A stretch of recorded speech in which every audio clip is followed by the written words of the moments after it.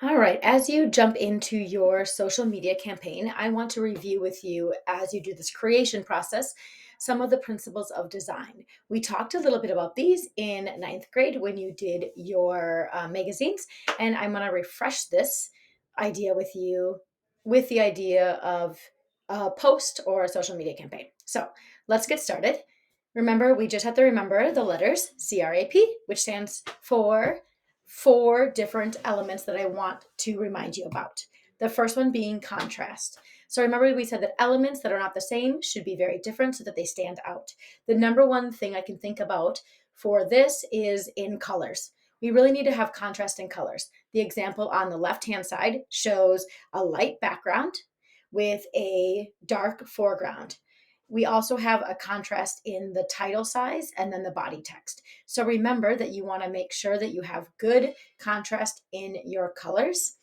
Here's an example where it's really hard to read because of poor contrast. If I jump into Canva, something I see often is this. So we have a photo that's really great in the background so that the foreground, which will be peace, help me raise awareness. We really want that to pop. And here, it kind of gets lost. Something that we do is add that layer. So you can see here I have a layer that has an opacity, transparency on it. I can make it even less or even more. And I just put that element between the back and the foreground so that if I have two colors or two elements that are kind of similar, that can break it up. Something else, just to show you again how to do that in Canva, is I grab this shape. Just need this free one. Come on, give me one shape. And if I put it here behind the words, it really makes this pop, right? I can see the words much better, but it ruins my image. So what they did was just change the transparency of this just a bit so that then you can still see the image, but you can see the words and they pop. So that is how you can make sure that you have really good contrast. So if we're thinking about crap, we had contrast. The second letter is R for repetition. And that means that visual elements within one, let's say for a social media campaign, should repeat. That could mean colors repeating, font repeating, font size repeating, and basically like just how the elements and images work together. All right, so let's go ahead and look into Canva. If I have this example, how can I make these things repeat? So if I'm going to add another page, what I would do, what I think is the fastest in Canva is I want this font. So I'm going to copy it and then paste it here. And now if it's a title, it's now the same size, same font, and same color. And then I can make my adjustments from there. What's trickier in here is let's say that I need an element that is a square. If you want to adjust this and make sure that it's the same color, sometimes these come in, let's say that comes in purple. This has nothing to do with the scheme I have. As soon as I click on this and then on the color, it will show what colors I've used before. So it would make much more sense to have an element that's yellow. The same thing can be filtered for different elements. For example, if I want to have something that has to do with talk and I want it to be a graphic, I can filter more and say, like, I need it to be a specific color, something in the yellow family. Now, when I look, I can find things that actually will go with the theme that I have started already.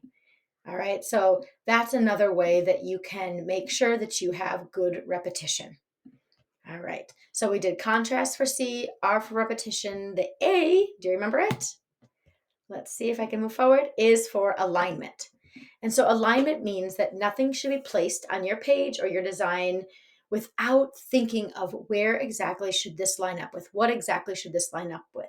Remember, we use the term visual vomit when you have a lot of ideas and elements and then you just throw them on Canva or throw them on your page and they don't really make sense together.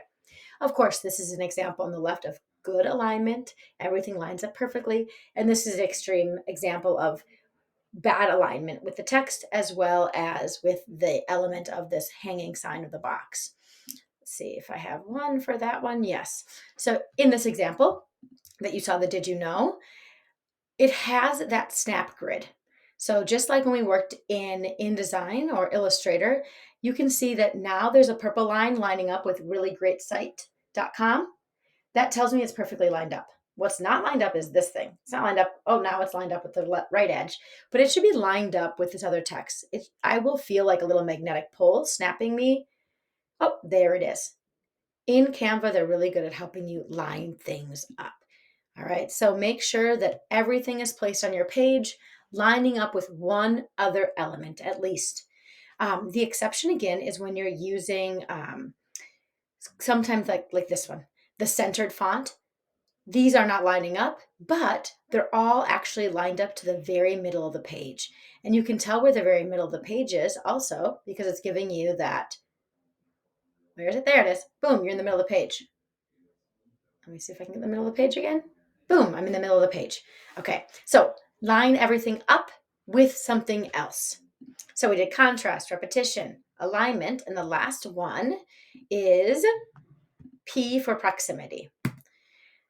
This just means that elements that are related, usually it's with content, should be grouped together.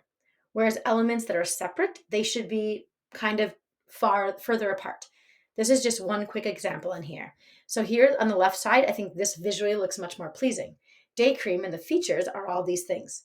All the features, they're talking about the features, the same thing. So we made them closer together versus the right-hand side when everything is kind of spaced out without really thinking about hierarchy. So day cream and features together.